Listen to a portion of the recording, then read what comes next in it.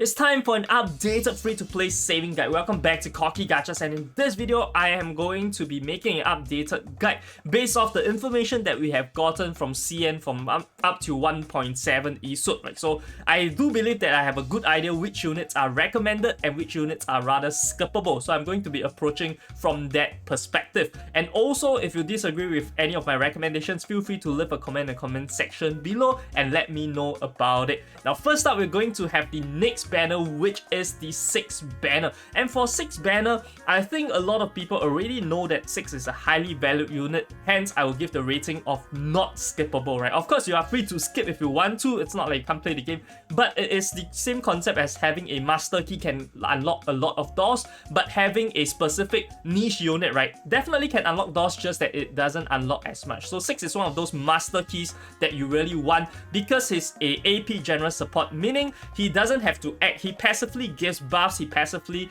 gives debuffs, and this debuff, some of this also includes negative status, which is very valued in actually triggering Blasphemer of Night. So this AP generous aspect basically sums up his whole kit, right? The rest of the skills matter, but not as much. So his ultimate is, of course, a damaging ultimate, while this, he is also someone that utilizes the Eureka system to boost the ultimate, but from a support perspective at P0, we are going to be looking more on his buff card that is able to level up the card stars for the specific unit that you target, and on top of that, right, even at 1 star, you are able to instantly cleanse. So just imagine scenarios such as in the Sea Serpent Raid, whereby you have unfortunately been frostbitten, you're going to die your unit unless they get unfrostbitten or they get cleansed, and hereby you have a 6 card just being able to like just do it instantly, undo it instantly, unlike 2 Fairy whereby you have to quit on the ultimate to do so, albeit for the whole team.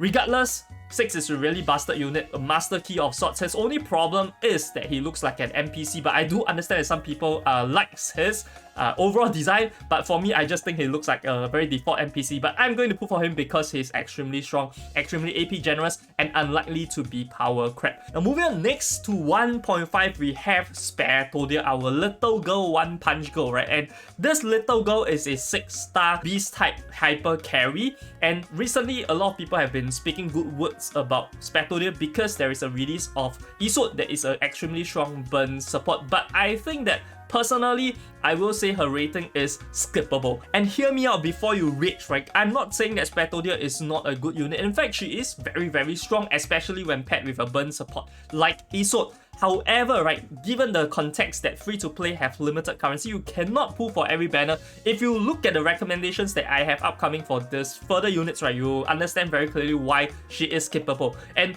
from that perspective, I would like to tackle the skippable aspects, being that she is primarily a beast DPS. If you have Melania, if you have Centurion, you can definitely still make do with these units. You do not need Spathodea to clear content, and content in CN isn't that difficult until you need Spathodea. The rates coming out in CN as well are still quite reasonable, and a lot of CM players are doing like 1.5 million, 2.5 million damage like this with Spathodea, and you might be thinking, wow, this is why I need Spathodea. But the fact is, 850k is triple S. For some casual players, they even want to just aim for A rank, which is like 600k or is it 400k? This is very low requirement, so Spathodea from a free-to-play perspective really isn't needed. But of course, right, her good aspects, like I mentioned, paired with a burn support like Isolde, she's able to unleash massive damage given the fact that her ultimate relies on the burn stacks being on the opponent to deal additional bonus damage. And on top of that, she is able to trigger her own incantation cards with her buff skill. So this is very unique to her, meaning she doesn't really run into the problem of not having enough cards to use, whereby you have to shuffle Verton Muxi. All these are not very relevant, and there is higher chance of her having natural fuses. So these are the good aspects, just that I feel as a DPS, and also the fact that the content itself doesn't really warrant having her, this is why I think she's rather skippable. So Spathodea, one punch girl. If you like the design, you like One Punch Man, maybe this is why you are going to go for her instead. Next, before I move on to Ezra, I'd first like to touch on a very, very notable rerun, and that is the 2 Fairy banner if we were to follow CN server. So for 2 Fairy, she is a Star Afflectus healer, and in this game, healers are extremely rare, and what's more, she is the top of the top. She is the best healer, even now till date in 1.7. So without a question, she is not really skippable when it comes to the rating. But what exactly makes this fairy-eating carnivorous Star Afflectus healer so strong is the fact that she is once again AP generous. So everything hinges on being AP generous. She's able to passively debuff the enemy team, ensuring that they take more critical damage and also increasing the chances of them being critically hit.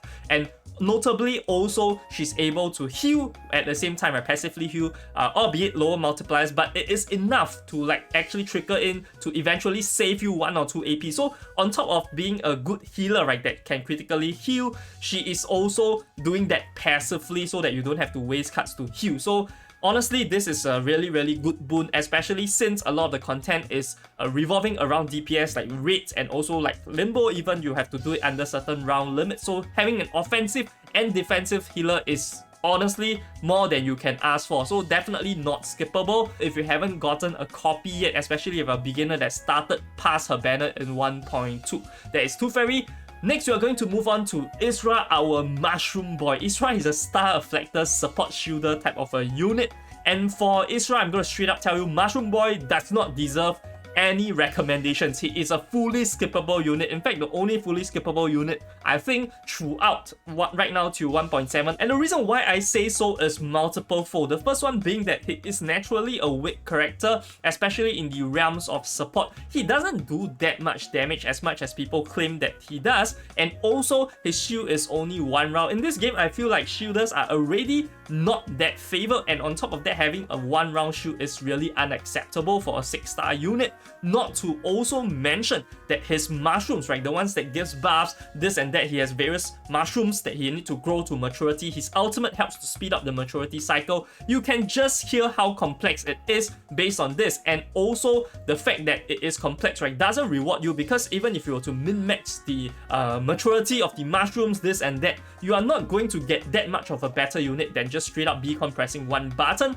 Hence, the reward factor is not there for having a complex kit, which makes him extremely clunky, especially for casual players. You guys do not want to deal with the mushrooms, right? It is not going to be fun to use, and you're going to find him extremely underwhelming. So this is why I think he is definitely skippable, and the only one I think is fully skippable, right, in all of the patches right now until 1.7. Now moving on, next you are going to have Niang. This is our 1.6 banner that is event limited. And this is a new year event for CN, meaning it is only going to return once a year. It's not going to be added to the standard pool. So the first character of sorts that are like this, and she is a mineral type hyper carry. And to call her a hyper carry is an understatement. In fact, with her release into 1.6, she is the strongest AoE and single target DPS bar none. So she is really busted. I'm going to tell you this. Hence, I'm going to say that she is outright not skippable. However, you have to also take into account that power creep might occur to DPS. A lot of people say that support units are going to last longer. In fact,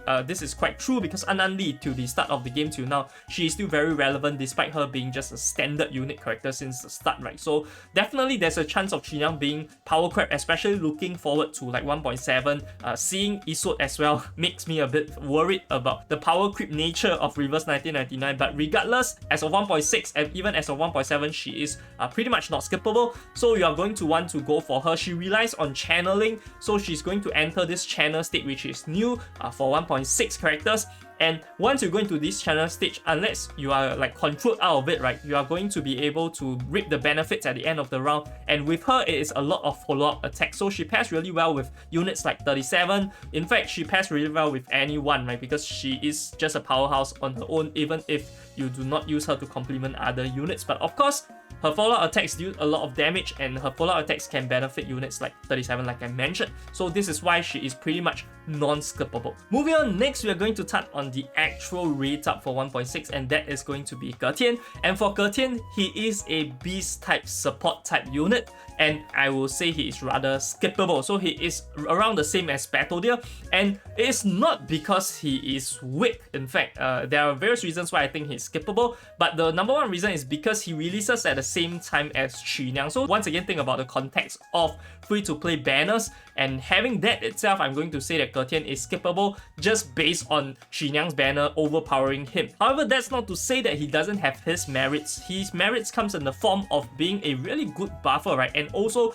somewhat AP generous. So he's able to, with his ultimate, boost all of the damage increase of all allies, and also additionally increase the reality DPS damage. And notably, with his negative status debuff, he's able to increase the damage that the opponents receive. And this stacks with other commonly stacks down debuffs like beacons, like Charmaine's. Hence, you can use them together to warrant a very cohesive team that whereby the debuffs does not stack. And being negative status means that he is able to help uptime of the Blasphemer Knight. So this is a one big factor, and he's, like I mentioned, somewhat AP generous because he likes to AFK with Eureka. So if he has Eureka, at the end of the turn, he's going to minus Eureka to cast additional damage, and also he's able to passively apply his negative status to one random unit. However, there is some downsides, of course, because his negative random status, right, does not priority those that do not have the debuff. Hence, it can overlap other units that already have this debuff, making the coverage a bit lower. And on top of that,